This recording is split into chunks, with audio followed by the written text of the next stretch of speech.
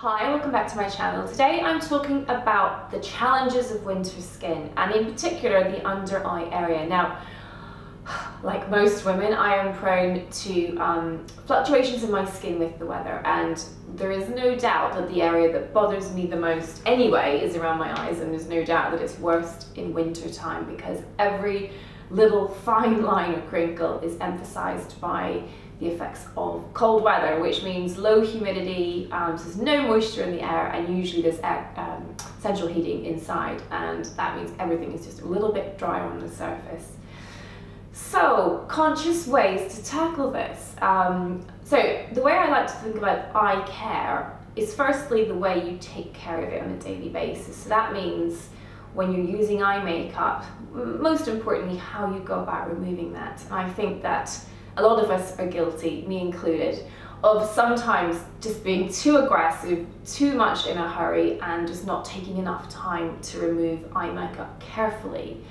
And that might mean that you resort to a more potent product to get rid of eye makeup, and guess what? That is going to leave your eye area dry and possibly leave behind oily residue as well that will tend to promote things like milia, which are just really unsightly.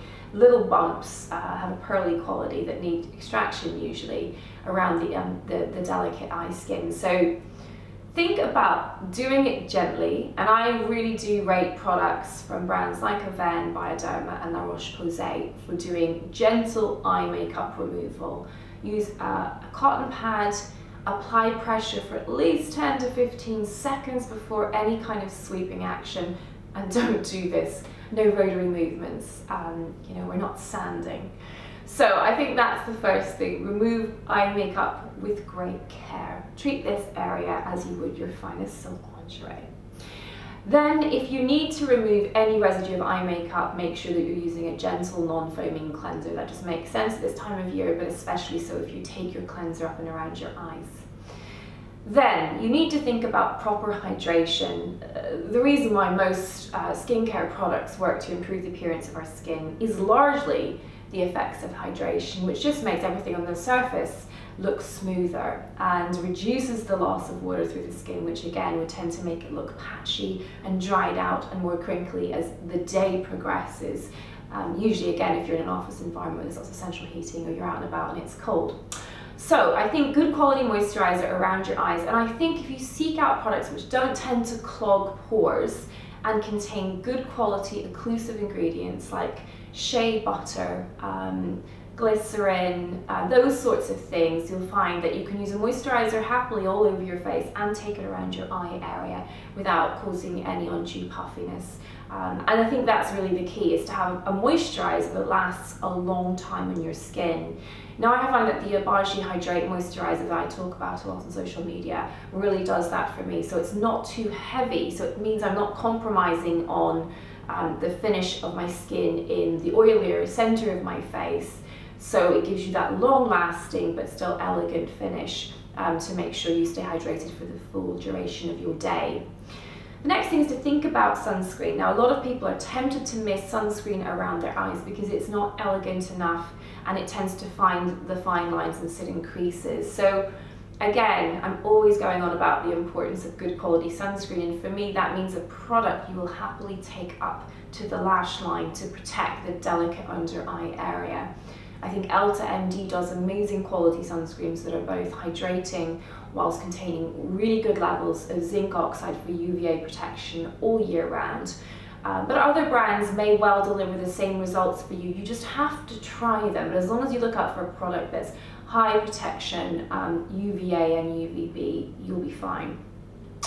The next thing is to think about how you cover up dark circles. Now, that for a lot of people means a high coverage, slightly peachy tone product, really to kind of deal with that kind of bluish tone that you get in the inner corner due to a little bit of thinning of skin and develop into what we call the tear trough.